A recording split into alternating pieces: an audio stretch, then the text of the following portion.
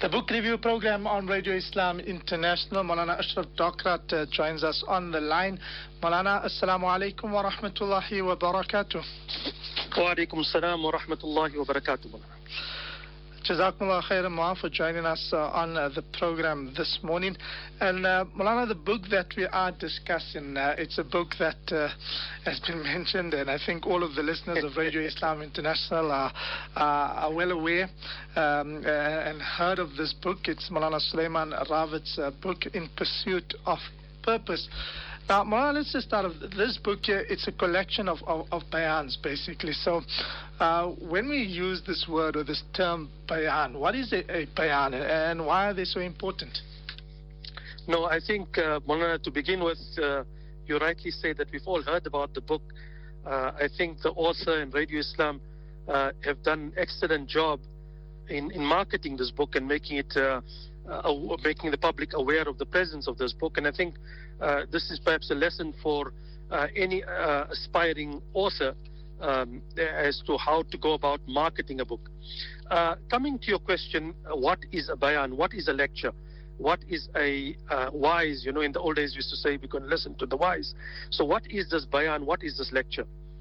A bayan or a discourse or an oration is usually by an imam, a maulana, a sheikh, who is usually a member of the ulama.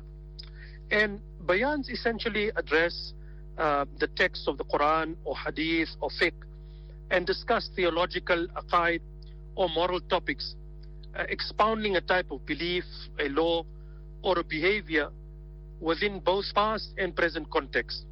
And elements of the lecture of the bayan often include an exposition of the Quran and hadith, the lives of the pious, exhortation, targheeb, warnings, and practical application.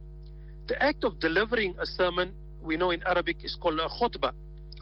In a secular usage, the word sermon may refer to often disparagingly to lecture on morals, and it's used disparagingly sometimes. In Islam, a sermon, a bayan, is usually preached to a congregation in a masjid, to males or sometimes to both males and female musallis, either from an elevated architectural features known as the mimbar in the case of the khutbah, or in the case that we are in our situation in the pre-khutbah talk, where the khutbah is delivered in Arabic from the mimbar, but then before that we have a pre-khutbah talk that is delivered from either behind a lectern or very often without a lectern. A nasiha or a majlis, on the other hand, is generally a shorter, but sometimes can be longer, more informal address to like-minded individuals, and usually does not take place on a Friday morning.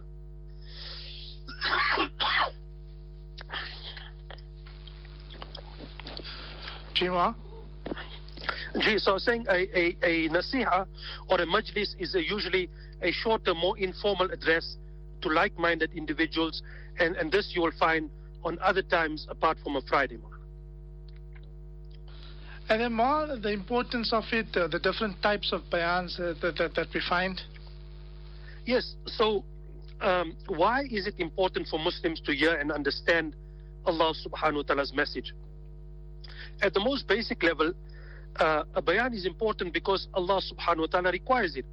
This was one of the missions of Rasulullah sallallahu alaihi wasallam, as the Quran tells us when it spells out the mission of Rasulullah sallallahu alaihi wasallam, يُعَلِّمُهُمُ الْكِتَابَ وَالْحِكْمَةَ وَيُزَكِّيهِمْ, that Allah subhanahu wa ta'ala's Nabi sallallahu alaihi wasallam has been tasked with the mission of explaining the kitab, explaining the book, teaching them the kitab, teaching mankind the wisdom and the explanation of that book, and to purify them, yuzakkihim.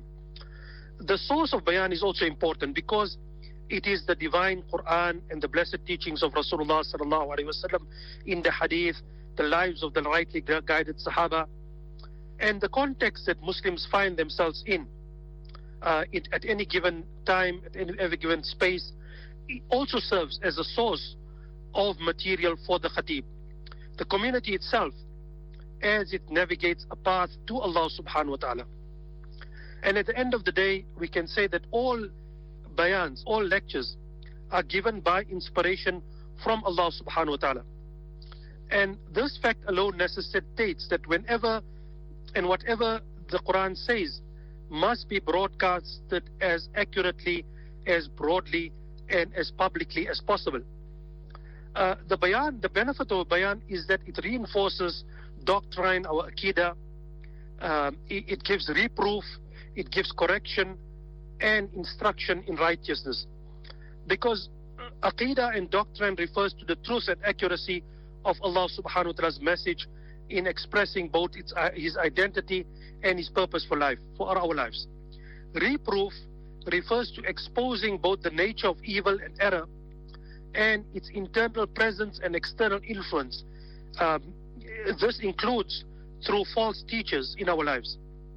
And correction refers to the kind of transformation that a person undergoes when he or she moves away from the errors exposed by reproof and embraces the truth as revealed through the Quran and the Hadith. Instruction in righteousness then refers to a steady education and training that produces progressively improved conduct over time, moving a person from spiritual inexperience to Islamic spiritual maturity. And these benefits further underscore the need to publicize Allah subhanahu wa ta'ala's message as revealed in the sacred texts of the Quran and the Hadith. When we look at the types of bayans that we have now, in Arabic we use the word khutbah, and this is the formal occasion for public preaching in the Islamic life. In societies or communities with low literacy rates, strong habits of group ibadah, or limited mass media, the preachings of a bayan throughout the networks of congregations has an important informative and prescriptive propaganda function for both civil and religious authorities. As a result of this also, we see in many countries the khutbah is regulated. The manner of the khutbah, the contents of the khutbah, the frequency of the khutbah, and this raises the ayah as well. So this is as far as the types of bayans are concerned, Maulana. And so there are a number of different types of bayans that differ in their subject matter and their intended audience. Accordingly, not every khatib, not every lecturer is equally well versed in every type. If we look at the types of bayans that we have, then some of them are perhaps biographical bayans. In other words, they trace the story of a particular character through a number of parts of the Quran and the Sunnah, a Nabi or a Sahabi, for example, and their biography.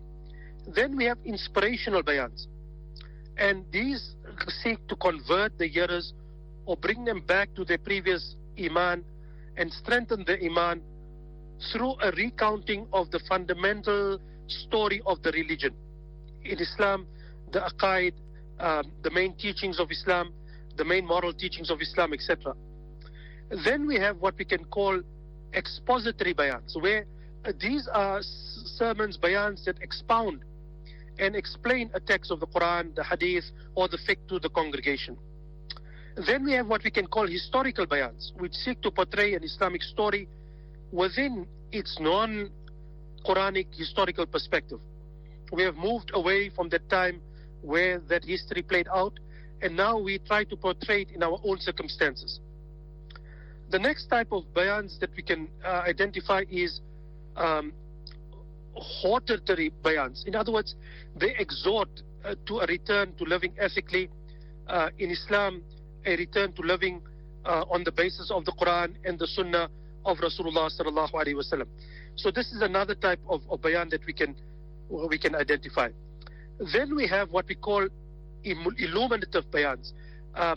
These connect an apparently unrelated Quranic verse or a religious question with the current calendar event that is taking place. Maybe the Mawlid of the Rasul sallallahu alaihi wasallam, the time of Hajj, or the time of Ramadan, etc. Then we have what we can call narrative bayans. They tell a story, often a parable or a series of stories, in order at the end to make a moral point. Then we have what we can call redemptive historical bayans. these are bayans that take into consideration the context of even any given text within the broader history of the salvation that Allah subhanahu wa ta'ala has promised the good and the punishment that He has promised the bad, as recorded in the Quran Kareem. Then we have what we can call topical bayans, and these are bayans that concern a particular subject that is usually of current concern. Now, all these bayans can either be written out, many people write out the bayans, or they can be spoken out loud. Through the history, we have seen collections of bayans. For example, the collections of our Kabirin, Maulana Ashraf Ali Thanwi, etc., have been collected, the place, the date, all of that is mentioned where the particular bayan, the khutabat of many of our Kabirin, many of the pious predecessors have been recorded. Up to today, we still have collections of bayans of the pious, of the ulama that are recorded and then transmitted again in a written form. Today we have other means of dissemination. There's YouTube, there's social media, etc. All of these are used as means of dissemination for these khutbahs, for these bayans. And why, in terms of preparation, what are the stages of preparation of a bayan? Well, you ask a very important question, because people and the general public often don't think about how much preparation goes into the production of a good bayan. Firstly, the khatib will ask guidance from Allah subhanahu wa ta'ala, turning to Allah, seeking divine direction and clarity for his upcoming message. Then he will make dua to Allah subhanahu wa ta'ala for inspiration. And this is crucial to ensure a message that resonates with both the khatib and his congregation.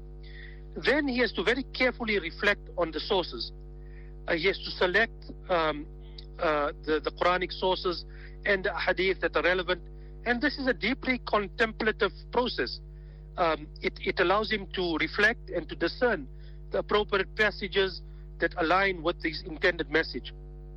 Then he has to dive into deep Quranic study.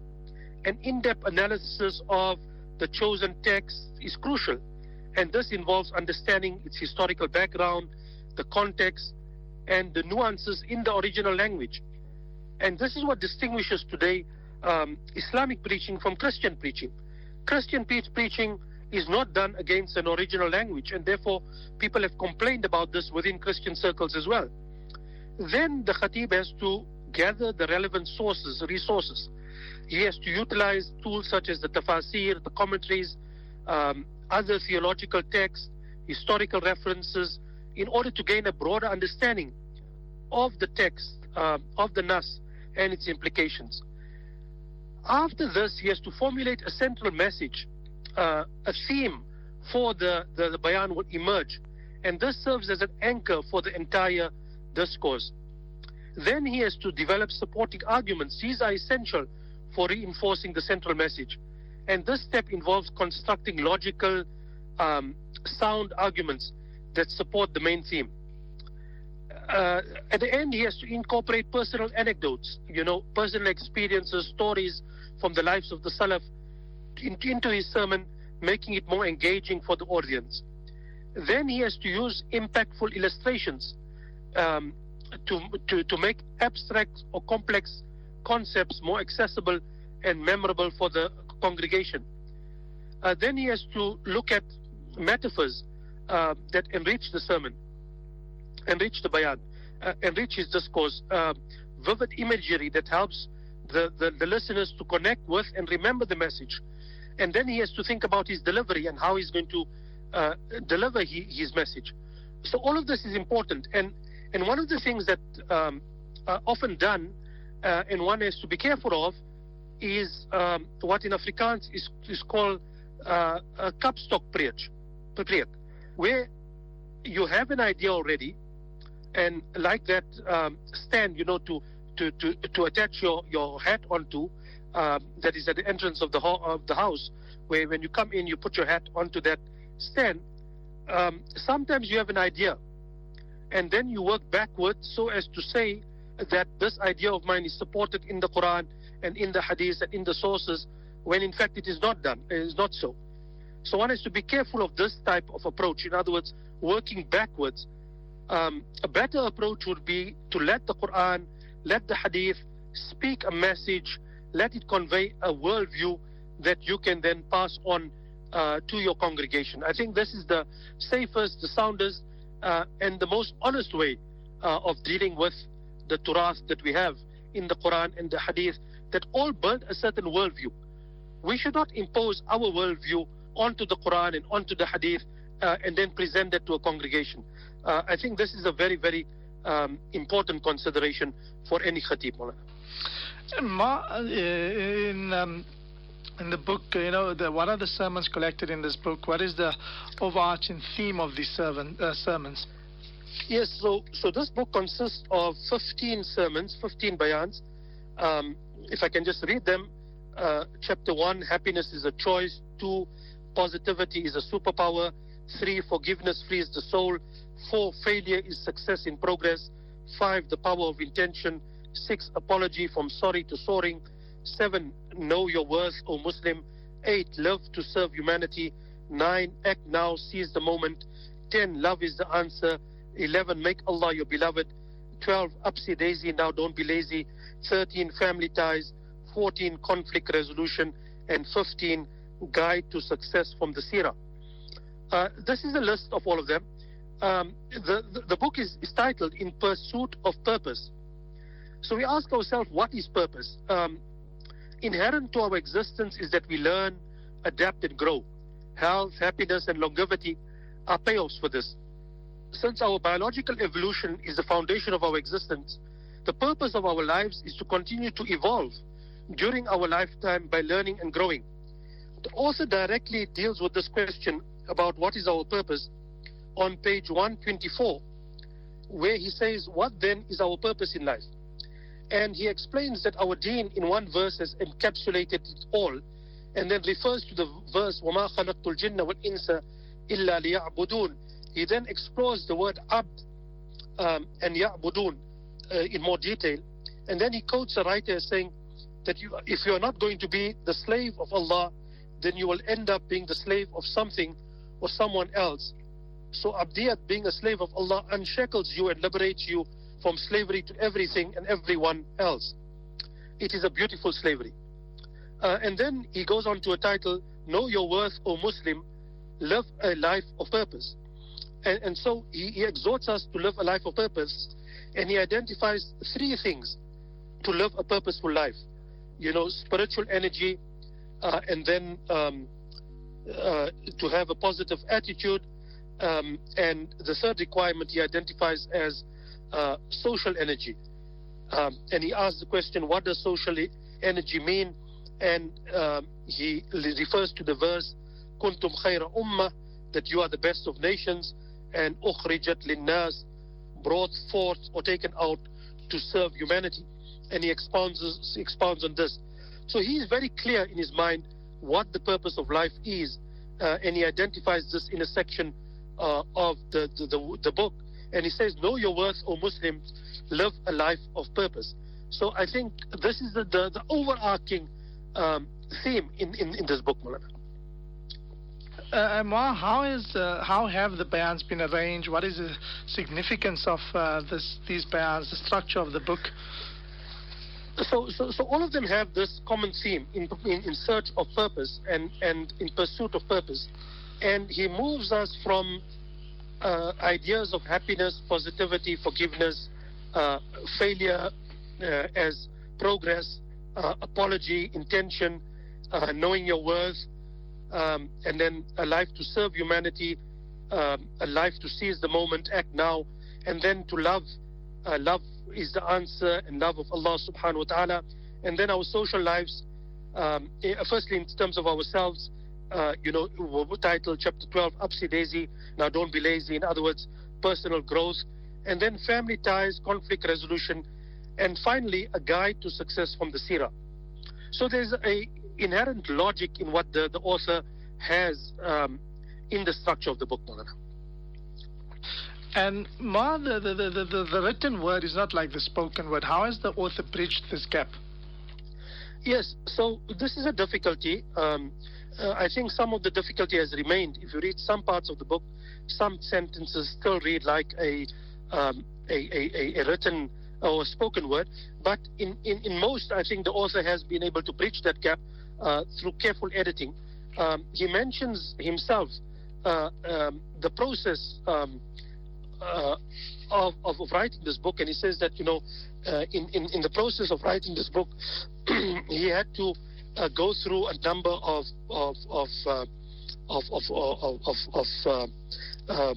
steps. He had to transcribe 40 of his lectures. 15 were shortlisted for this book.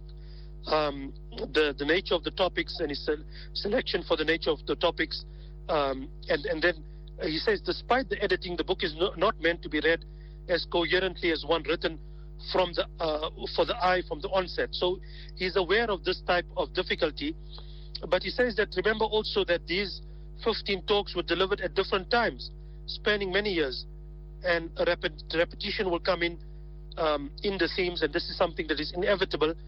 Where deemed beneficial, such points or themes have been retained by the editors in subsequent chapters, and in other places they have been deleted. And he hopes that the contents of this book will be of benefit to scholars preparing public talks, those who want a book for general reading, and for those seeking passion, positivity, peace, and perspective in their lives. And then he requests scholars to bring any errors or any lapses to his attention. He admits that he does not write or type out his talks in full, and thus having an archive of notes, compiling his thoughts and talks into a book was not something he considered easily doable, despite the suggestion that was made several times to him. And he offers thanks to those who generously assisted in this process. Ma, what is the overall feel of the book? How many pages is the book? The book is 275 pages. The author has used color in the book. There is a big font, easy to read. The pages are of a good thickness. There's good layout and typesetting. So overall, it makes for a good read. It's a soft cover, produced by the publishers who are now doing a number of books, RSB Publications, and the typesetting, layout, and cover design was done by Pixel Perfect. Everything that is required in a good book, the copyright, the ISBN number, the deposit of the book at the National Library of South Africa, all of that is in place. There is a dedication in the beginning of the book. There are a number of messages to the books. There's a foreword by Mufti Yusuf Musaji. There are a number of messages that follow, and there's a preface of Maulana Suleiman Ravid. And Maulana, the price availability of the book? Well, something about the author first, Maulana. I don't know if you know the author. I'm not sure who the author I've is. Heard of Maybe him. you know him better, Maulana. You've heard of him, isn't it? He has not shied away, Maulana, of giving you a lengthy biography in the beginning of the book. So if you miss anything, you can read up his biography there, Maulana. The book is available now, widely available from many bookstores.